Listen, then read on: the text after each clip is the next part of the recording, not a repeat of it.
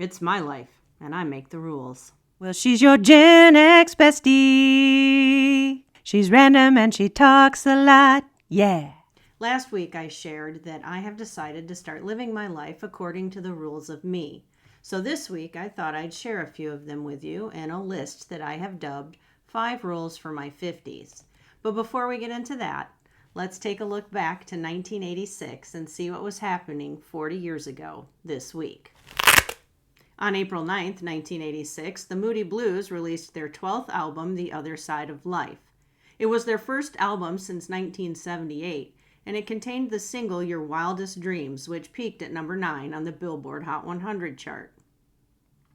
On April 12, 1986, Whitney Houston's self-titled debut album started its 6th week at number 1 on the Billboard 200 album chart. It spent a total of 14 weeks in the top spot. It was temporarily knocked out of the top spot for 3 weeks on April 26, 1986 by Van Halen's 5150 album. Okay, back to the rules. I think it's pretty common for women and probably men.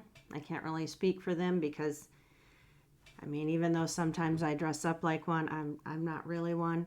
But I think it's pretty common for women to start reevaluating their life at this point in their 40s and 50s. I think partly it's because we start going through a change that makes us realize that a phase of our life is coming to an end. I know I did. It kind of hit me probably a little bit before 50, a couple years before. I have children that are married and have families of their own, and I was an empty nester by 50. My dog even had the nerve to die the summer before my 50th birthday. And so it's just me and my husband here, and I'm out of the trenches of motherhood. I'm still a mom, but it's different when your kids are grown, So I started thinking about what I wanted my life to look like now, post that phase, post raising children and all of that. And so I went on a little journey. I kind of found it a little daunting and intimidating to think about what I wanted because I hadn't really thought about that much before. I was a wife and a mom and an employee, and I did what I needed to do to meet the needs of other people, sometimes, to my own detriment. So I really had to think about that. And when I say I went on a journey, I mean it. I went on a journey on the summer before my 49th birthday, same summer my dog decided to die. I went on a road trip by myself across the country. I got in my car and I drove from Michigan to Washington State.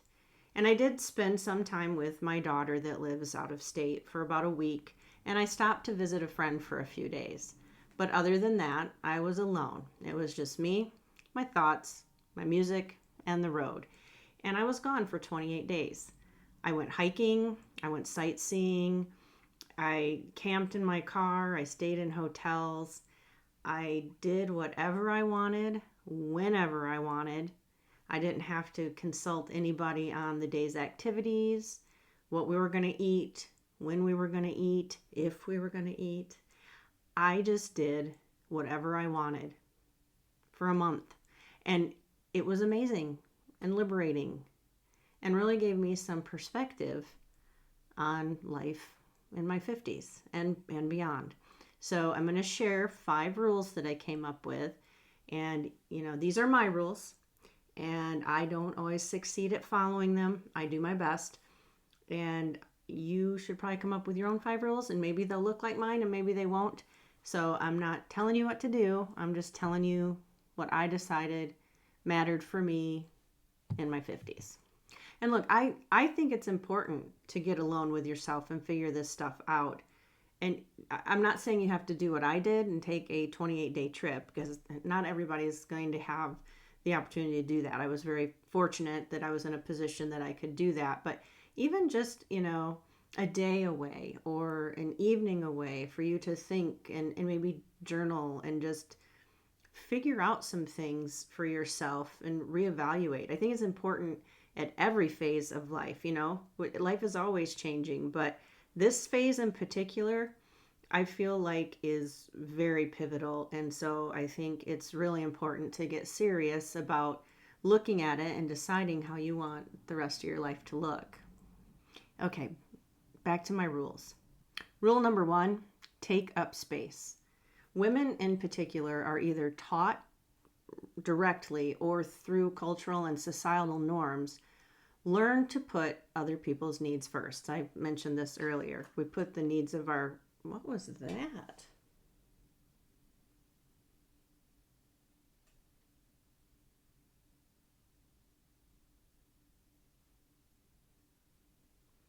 There was a noise over there, and I'm afraid I'm not alone in this room.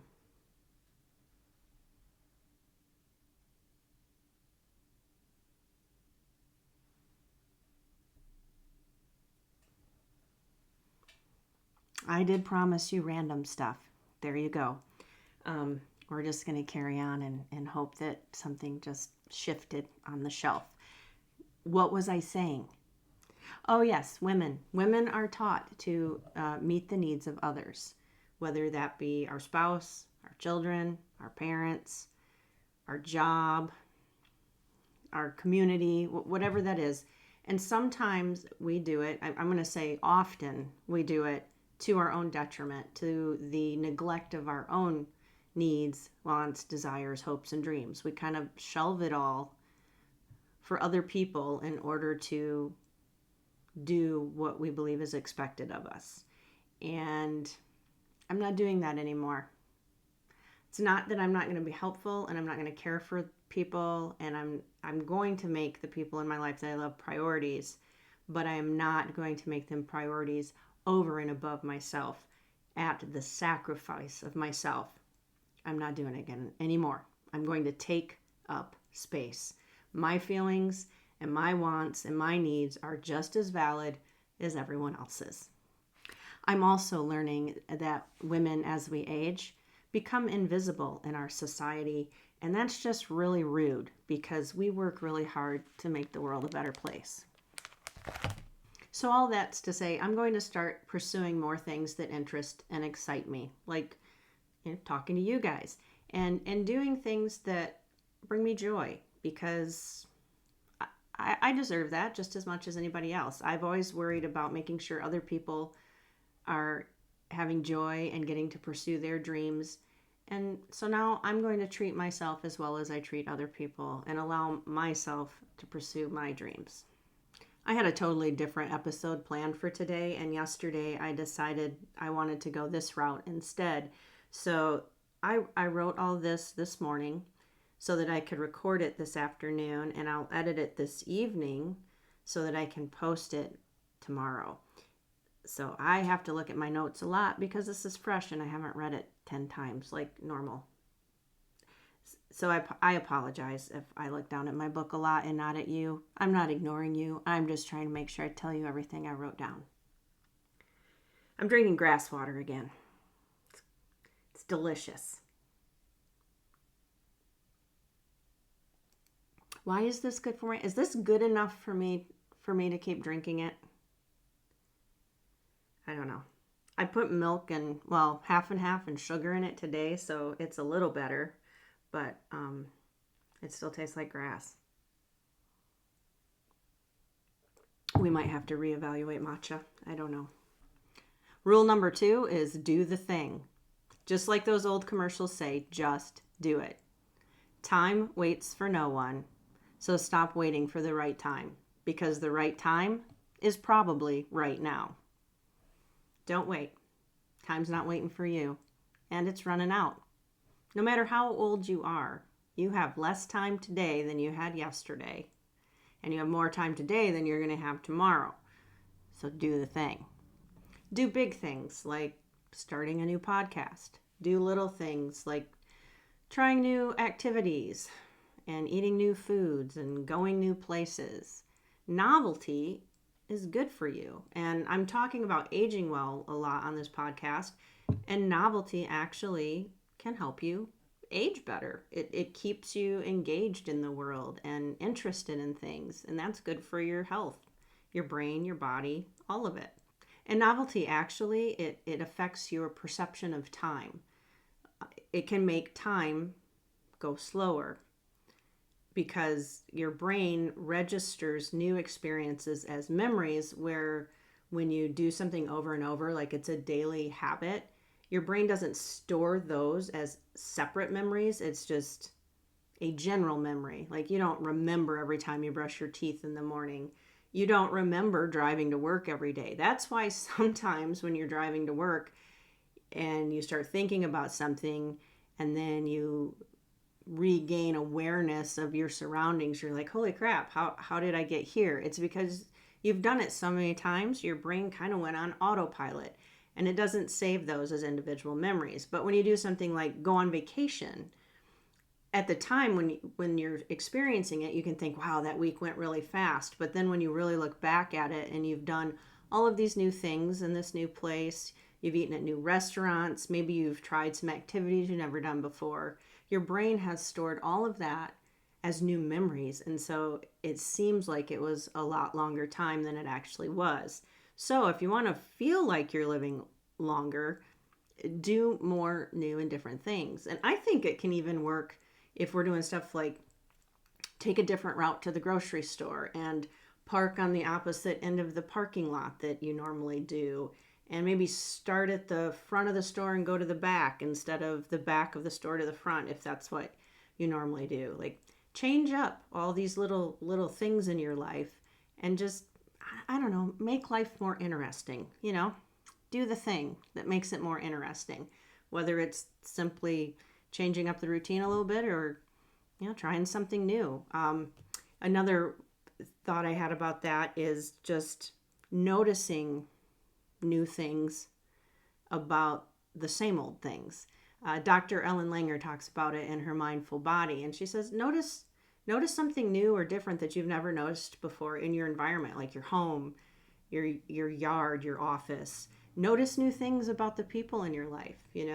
I'm trying to do that with my husband. It's challenging because I've known him for 35 years, but I'm trying to notice little things about him that either I haven't paid much attention to or I never noticed before. And it's kind of a fun little game and I'm enjoying it. So do all the things. That was kind of a little tangent, the novelty off of the do the things, but it's one of the things I'm trying to do. So I think it fits. You know what I'm saying? Okay. All right. On to rule number 3. Rule number 3, live in the now. Do you remember Garth saying that in Wayne's World? Well, he wasn't wrong. We should be present. And that's my 3rd rule. I'm trying to be more present. It kind of ties into rule number 2 and the whole novelty and inserting novelty into your life. It's hard to do new and different things on autopilot. So if you're trying to add some novelty into your life, you are going to naturally be more present in those moments, and not to be, a doom and gloom kind of person or a nihilist. But if we think about it, the past is a memory and the future is a dream. And the only thing that's real, the only time that is real is right now. Even my saying that is now a memory. It's in the past. It's gone. I can't get that time back. Just like I can't get the times I've drank this grass water back, but I digress. So we only have now, and now is so precious, and we spend so much time wasting the present. And I'm not suggesting that the past and the future aren't important. They're very important, but we spend so much time, I think, at least I do, ruminating about past failures or just the past in general, and so much time worrying about the future and what could happen there, that we lose the present moment. Like it's been wasted in rumination or worry, and I don't want to do that anymore. I can't change the past, and I can plan for the future, but I can't guarantee it's going to turn out the way I want it to. Control is an illusion. I have really very little control over what happens in the future. And I can't change the past. So carrying all of those regrets and sadness and whatever, embarrassment, whatever else I might be carrying around from the past serves me no purpose. if I learned those lessons, I got to let go of all of the feelings that I'm carrying around with them, because they're not helping me at all. And I can plan for the future and hope that it turns out the way I want it to. But I've got to be able to hold on to that loosely. And I'm terrible at this. I have health anxiety. And so I am hyper vigilant, and I get super focused on any little sensation in my body. And if I don't stay on top of it and stay in the present and in the right mindset, I will totally get thrown off. And it can happen pretty much daily, depending on the state of my brain, how tired I am, where my hormone levels are in this journey called menopause. I react differently, and sometimes I can keep a lid on it, and sometimes I can't. But I'll get a twitch in a muscle, and I'll be like, oh, better look up ALS and find out if we have that. My brain automatically goes to worst case scenario. I get a stomach ache, and it's like, I probably should see what the symptoms of pancreatic cancer are, because we're probably dying from that, and we need to be prepared, which is ridiculous. How do you prepare for those things? And I know in the moment it's not logical. It makes zero sense, and it doesn't help me at all. But I can't help it. I do it anyway. And it's really this mechanism in my brain, and on all of our brains. It's there. It's designed to keep us safe. Like this mechanism in our brain developed in order to keep us from being eaten by a bear.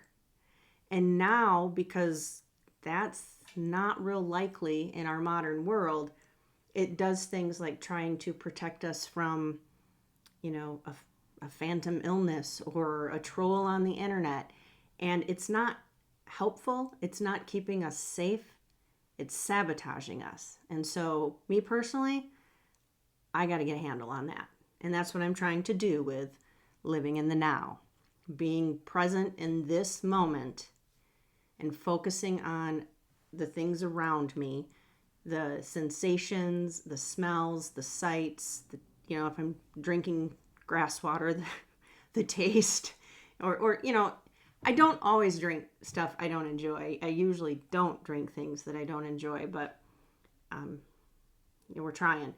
But anyway, I stay in the moment. And if I'm getting really worked up, I might even use some of the things that are supposed to bring you back into the moment, like 5 things you can see, 4 things you can touch, 3 things you can hear, 2 things you can smell, and 1 thing you can, I don't know, what's another sense, whatever sense I left out, you can do one of those. You can do them in any order. I don't think there's any magic to which one you do 5, 4, 3, 2, or 1 of, but it's important. It's important. It's so important to stay present, and we can focus so much on all the little details of the things that we should have done and the things that we need to do and worry about and plan for. It's like we're driving this car on a road trip, like I took out west, and instead of paying attention and looking at the mountains and the badlands and the deserts and all of the things I was driving through,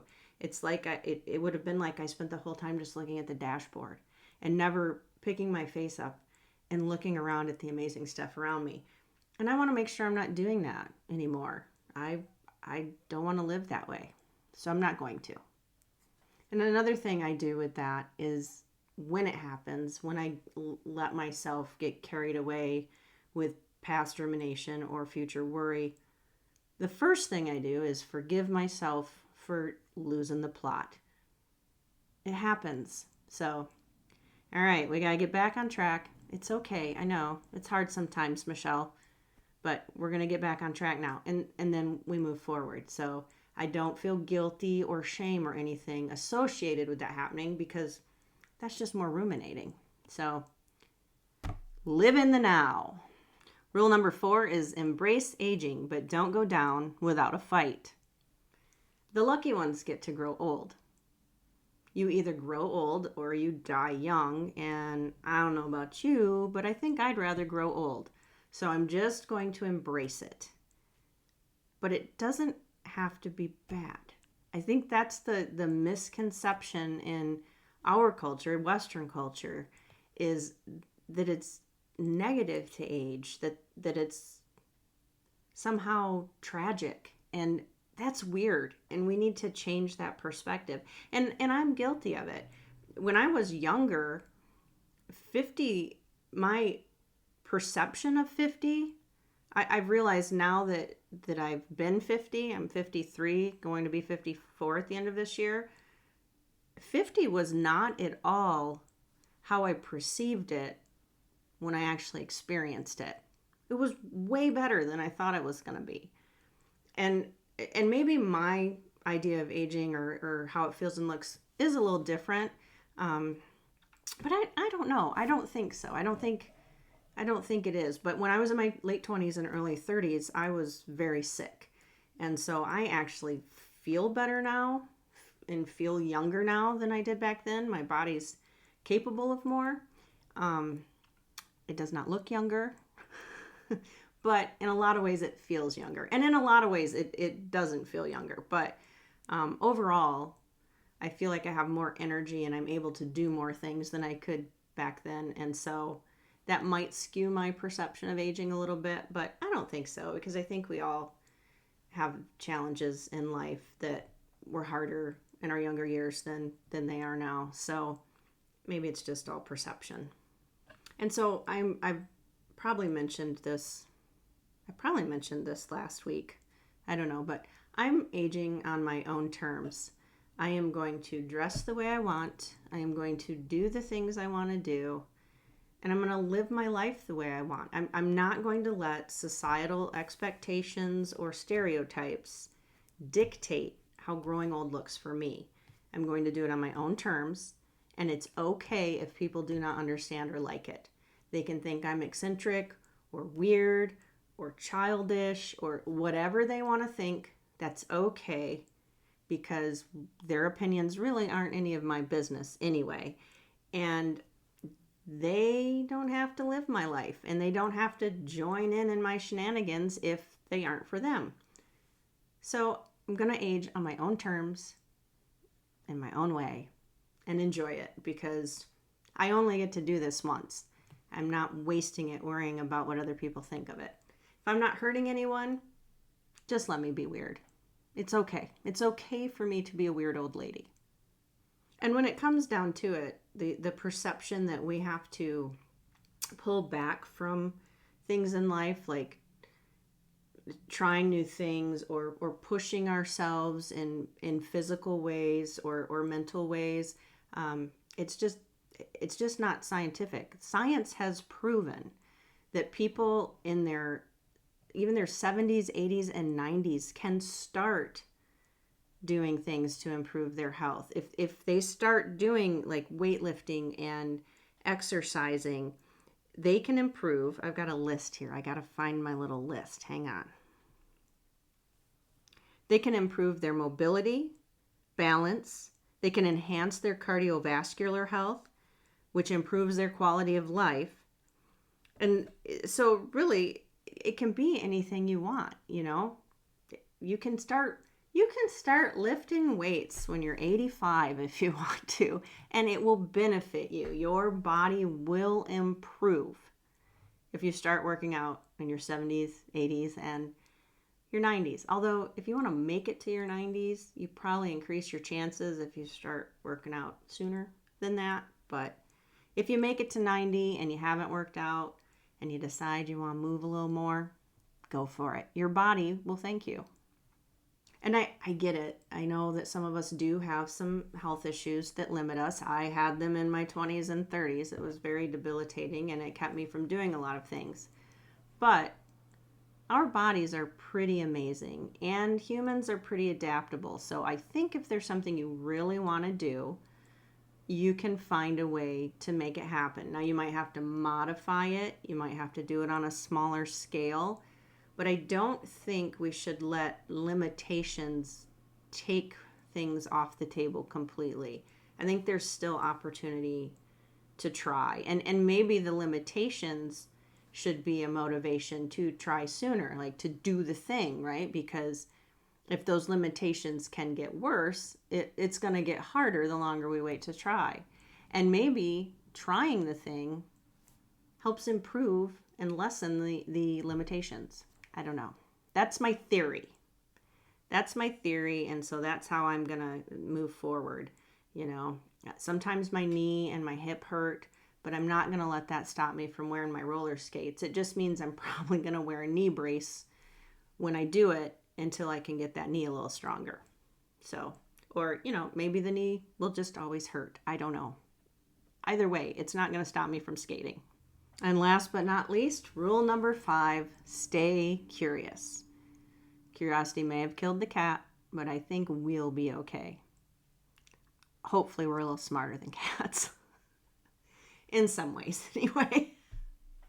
I don't know. Sometimes I don't feel smarter than a cat, but, well, except for my daughter's orange cat. I am always smarter than that orange cat because I don't know what it is with the orange cats, but they are a special sort of dumb.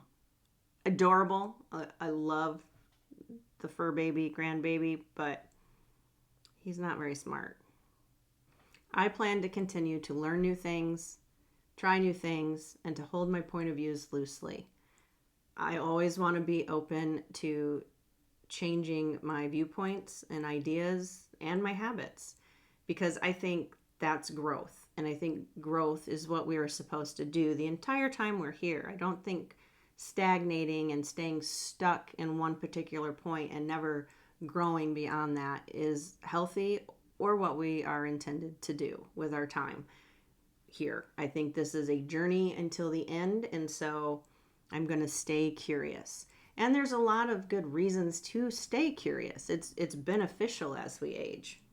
Staying curious can lead to better physical, psychological, cognitive, and social well-being. So that's a huge benefit, if it can improve your overall well-being. That pretty much covers every part of well-being. So that, I think, is pretty critical. And speaking of critical, it enhances critical thinking. It increases your self-esteem, your confidence, and it intensifies your imagination and sparks creativity. So just being a little curious, wanting to learn something new or try something new can improve all of those things in your life. And I think that's pretty cool. So I'm going to keep doing it because who doesn't want to spark their imagination and creativity and to feel confident and to have self-esteem? I can use all the help I can get. So I'm going to stay curious. Now, those are my 5 rules as they sit today. They are subject to change as life changes. But I think they're pretty solid, and I'll probably stick with them for the foreseeable future. They're pretty basic and hopefully beneficial, make my life fuller and better.